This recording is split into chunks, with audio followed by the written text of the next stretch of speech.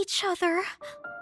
Stacy's weak voice fills the silence, and everyone rotates their head to her. He loves me and not her! She points to me, her eyes filled with hatred as she regards me. She's a mistake! I feel like scratching her face at that statement, but there are just too many witnesses. If you don't shut up, I'll personally rip out your throat and hang your body outside for everyone to see what a shame you are. Luna Sierra's cold tone sends chills down everyone's back. You have both sullied the sacred meaning of the mate bond, so don't you start preaching about love to me. I don't think she ever liked Stacy. Stacy moves back again in fright, and I didn't think it possible, but her face turns even more white. Her lips tremble and tears roll down her cheeks like a river. Ladies and gentlemen, your future Luna of Lunar Pack. A frightened wolf who can't even stand up for herself and her mate. Ugh, useless. I pity the future of this pack, I really do. With an alpha like Brad and a Luna as Stacy, it'll plummet to the ground. No longer will we be regarded as the strongest. I see. His Majesty suddenly speaks while nodding in understanding. Everyone whips their heads to him at that, wanting to know his opinion. He digs his hands into his pants pockets, and his eyes look to me. Your son rejected this beautiful wolf for her. He gestures to a pale Stacy. What a pity. He shakes his head, making me blush while Stacy got more teary-eyed. Did he just say I'm better than her? I can feel my insides bubble in happiness at being complimented, and I try to hide my blush. His loss, my gain. A malicious grin makes his way to his lips, giving him the look of a devil. If you don't mind, Benson, I would like to claim my mate and be on my way. I'm not shocked at the way he addresses my alpha. He might look younger than Alpha Benson, but Lycans age slower than we do, so he might be older. But, Your Majesty, she's my son's mate.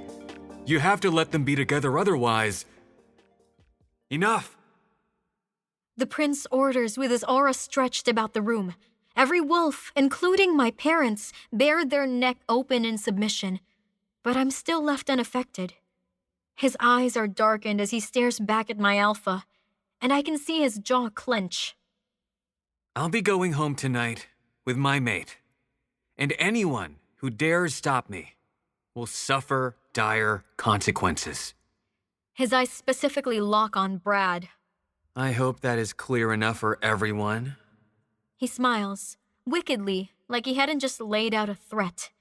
But you're not my mate! I voice out, and everyone's eyes whip to me then. Seriously, am I the only one who knows second mates don't exist? I expect Alpha Benson to have said something now, but everyone's just quiet about it. Maybe they're just scared. And maybe I am stupid for speaking against him after he just gave out a threat.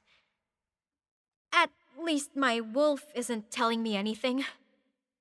I try to amend as his cold eyes fall on me. But is she against it? He cocks an eyebrow at me.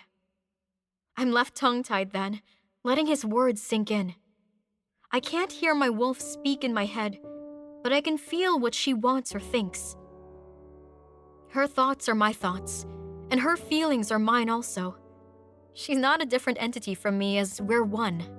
When my wolf prances about in my head, feeling restless, I know she wants to get out, so I shift.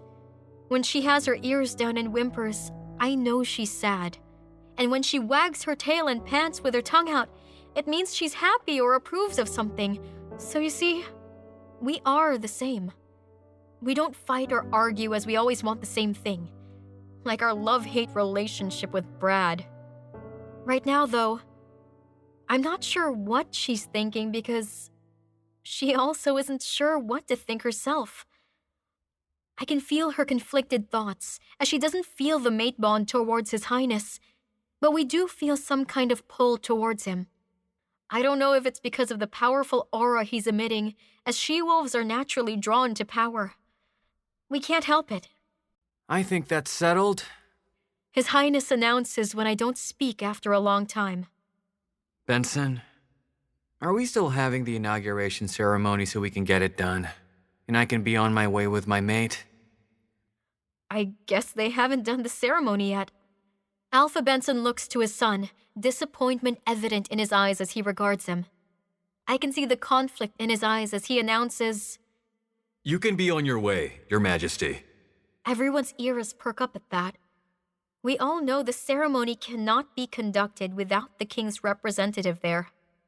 No ceremony will be done today.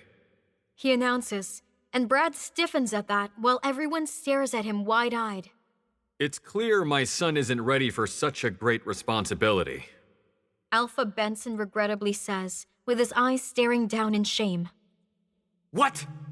You can't do that! All the blood drains away from Brad's face as he looks stricken by the announcement. I most certainly can.